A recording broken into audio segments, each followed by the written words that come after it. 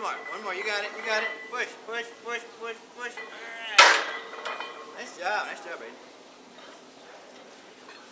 I know you're a big fan of Downton Abbey, and season 3 is on right now. What do you think of it so far? Yeah, I thought that wedding between Lady Mary and Matthew was quite magical, actually.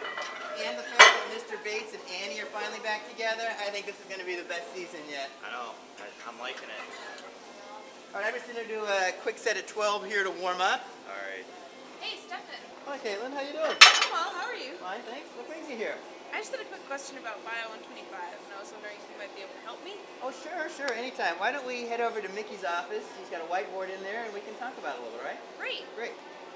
Braden, why don't you slap a couple other 45s on there? I'll be right back.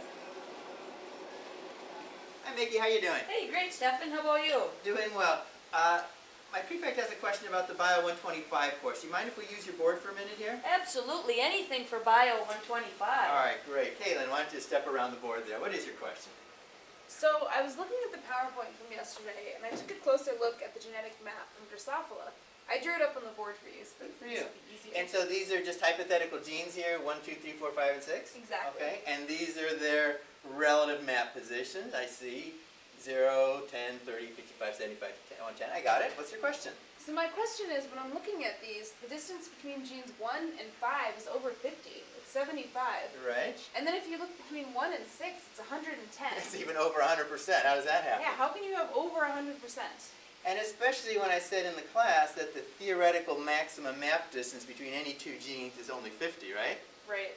Let's do a little review first, all right? So I happen to draw the map out here. I was talking to some of the student workers over here in the rec center, and so I was explaining to them that when two genes are far enough apart that there is always a crossover between them, you will see 50% recombination. You will see 50 map units. We've diagrammed it out here exactly. So imagine every single meiotic event has a crossover between genes A and B. 25% of the time, big A, big B. 25% of the time, big A, little b. 25% of the time, the other recombinant, little a, big B. And finally, 25% of the time, this sister chromatid down here. By the way, exactly the same frequencies you would see with independent assortment. All right, so now let's go back to your map right here.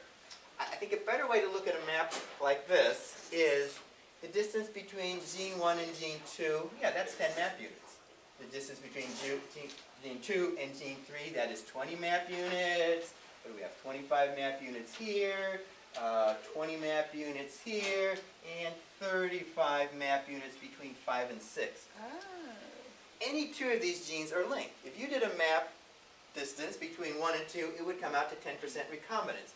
If you did between 2 and 3, 20%. Between 1 and 3, 30%. That's still a linked gene.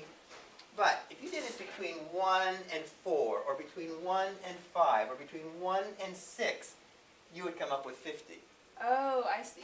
It's just additive over the length of the chromosome. I mean, the chromosome is tens of millions of base pairs long with hundreds and hundreds of genes on it. If you keep adding up those individual units, you can put them all in one particular order. But no, the distance between any two genes, maximally distance apart, would be 50. You would not get 110%. That doesn't even make sense mathematically. You get 50, 50, 50 here. I'd say this one would be linked. 1 and 3, you'd get your 30 map units.